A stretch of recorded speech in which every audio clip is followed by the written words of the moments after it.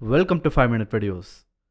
சென்டனரியன்ஸ் இந்த வார்த்தையை பத்தி நீங்க கேள்விப்பட்டிருக்கீங்களா? இந்த உலகத்துல பிறந்த எந்த ஒரு மனுஷன் தன்னோட 100வது பிறந்த நாளை கொண்டாடுறணும். இன்னும் சிம்பிளா சொல்ல போனா, யார் ஒருத்தர் 100 வயசை தாண்டி வாழ்றாங்களோ அவங்கள சென்டனரியன்ஸ்னு குறிப்பிடுறாங்க. இப்படி ஒரு மனுஷன் 100 வயசு வரைக்கும் வாழ்றதெல்லாம் சாதாரண விஷயமே கிடையாது. உலக அளவுலன்னு எடுத்துக்கிட்டாவே தற்போதைய நிலையில சில ஆயிரம் பேர் தான் 100 வயசை தாண்டி வாழ்ந்துகிட்டு இருக்காங்க. அப்படி இருக்கும்போது இத்தாலியில் இருக்க ஒரு சின்ன டவுன்ல 100 வயசு தாண்டி வாழக்கூடியவங்களோட எண்ணிக்கை ரொம்பவே அதிகமா இருக்குன்ற ஒரு ஆச்சரியமான விஷயம் தெரிய வந்திருக்கு. இந்த ஒரு டவுனை பத்தியும் அங்க வாழக்கூடிய சென்டனரியன்ஸை பத்தியும் தான் இந்த வீடியோல நாம பார்க்க போறோம்.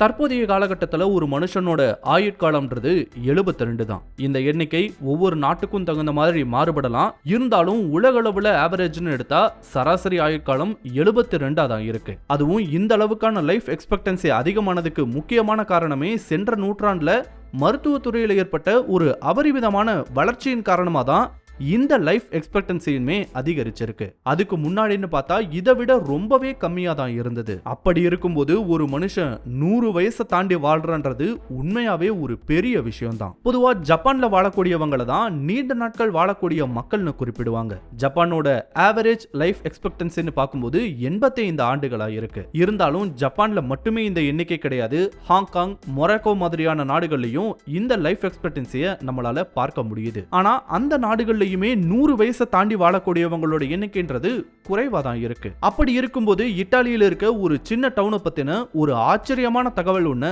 படிக்க முடிஞ்சது. இத்தாலியோட கடலோரத்தில் இருக்கக்கூடிய ஒரு சின்ன டவுன் தான் அக்கியோரோலி. இது ரொம்பவே அழகான ஒரு மெடிட்டரேனியன் டவுனும் கூட. இந்த டவுன்ல 2000 பேருக்கும் மேல வாழ்ந்துட்டு இருக்காங்க.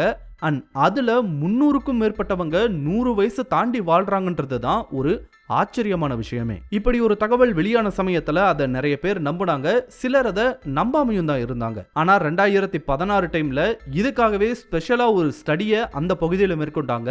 அண்ட் அதுல அந்த டவுன்ல 300க்கும் மேற்பட்டவங்க 100 வயசை தாண்டி வாழ்ந்து வருவது கண்டுபிடிக்கப்பட்டுச்சு. இதுக்கு என்ன காரணம்னு தேட ஆரம்பிச்சாங்க. அதாவது அவங்க ஏதாவது ஸ்பெஷல் டயட்டை எடுத்துக்கிறாங்களா, இல்ல அவங்களோட சோசியல் லைஃப் ஆக்டிவா இருந்து எக்ஸசைஸ் மாதிரியான விஷயங்கள்ல ஈடுபடுறாங்களா, இல்ல இதுக்குன்னே பிரத்யேகமா வேற எதையாவது சாப்பிட்றாங்களான்னு உட்பட பல வழிகள்ல இதை பத்தி ஆராய ஆரம்பிச்சாங்க. பட் இன்ட்ரெஸ்டிங்லி அவங்க அப்படி எதுவுமே பண்ணல. ஏன்னா ஜப்பானியர்களை பொறுத்த வரைக்கும் சின்ன வயசுல இருந்தே ஒரு குறிப்பிட்ட டயட்டை மட்டுமே எடுத்துக்குவாங்க.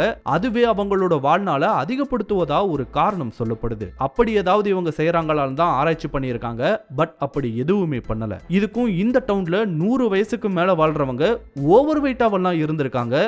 அண்ட் அவ்வளவா இவங்க ஒன்றும் ஆக்டிவாகவும் கிடையாது, எக்ஸசைஸும் எதுவும் பண்ணல. இதுக்குன்னு தனியா எந்த ஒரு உணவுகளையும் சாப்பிடுவது கிடையாது.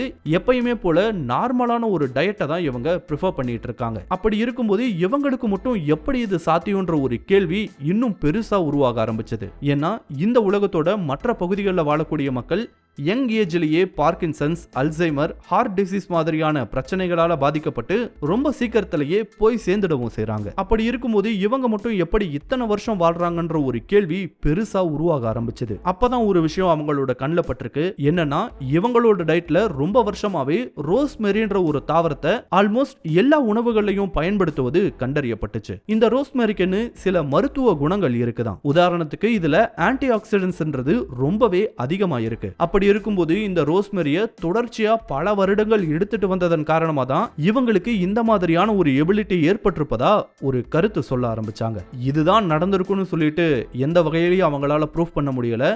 பட் அவங்களுக்கு தெரிஞ்சு இந்த ஒரு விஷயம் தான் கொஞ்சம் வித்தியாசமா பட்டிருக்கு. இந்த ரோஸ்மெரியை தவிர்த்து வேற எது இவங்களோட அதிகப்படியான லைஃப் எக்ஸ்பெக்டன்சிக்கு காரணமா இருக்கலாம்னு சொல்றாங்கன்னா இவங்களோட மரபணுவே இதுக்கு ஒரு காரணமா இருக்கலாம்னு சொல்றாங்க. எஸ், இந்த உலகத்துல அதிகப்படியான லைஃப் எக்ஸ்பெக்டன்சியை கொண்டவங்க ஜப்பானியர்கள், ஹாங்காங்கை சேர்ந்தவங்க மட்டுமே கிடையாது, இட்டாலியன்ஸுமே இந்த லிஸ்ட்ல வர்றாங்க. இவங்களோட லைஃப் எக்ஸ்பெக்டன்சின்னு பார்க்கும்போது 84 ஆண்டுகளா இருக்கு. அப்படி இருக்கும்போது அவங்களோட ஜீன்லயே இதுக்கான ஒரு விஷயம் இருக்கணும். அதுதான் இவங்களோட லாங் லிவிங்கான ஒரு காரணமா இருக்கலாம்னு ஒரு கருத்தை சொல்றாங்க. அண்ட் அதுதான் உண்மையாகவும் இருக்கும் போல. உலக அளவில் எடுத்துக்கிட்டாவே தற்போதைய நிலையில வெறும் 0.02% மக்கள் தான் 100 வயசை தாண்டி வாழ்ந்துகிட்டு இருக்காங்க. அப்படி இருக்கும்போது இத்தாலியில இருக்க இந்த ஒரு டவுன்ல மட்டுமே அதிகப்படியான சென்டனரியன்ஸ் இருப்பதுன்றது உண்மையாவே ஒரு ஆச்சரியமான விஷயம்தான். இதுக்கான காரணம் என்னன்னு எக்ஸாக்டா தெரியல. அதுக்கு காலம்தான் பதில் சொல்லணும். இந்த வீடியோ உங்களுக்கு பிடிச்சிருந்தா லைக் பண்ணுங்க, கமெண்ட் பண்ணுங்க, ஷேர் பண்ணுங்க. இதே மாதிரியான புதிய வீடியோக்களை பார்க்க மறக்காம 5 Minute Videos சேனலுக்கு சப்ஸ்கிரைப் பண்ணுங்க. அண்ட் மறக்காம நோட்டிஃபிகேஷன் பெல் ஐகானையும் கிளிக் பண்ண விடுங்க. தேங்க்யூ.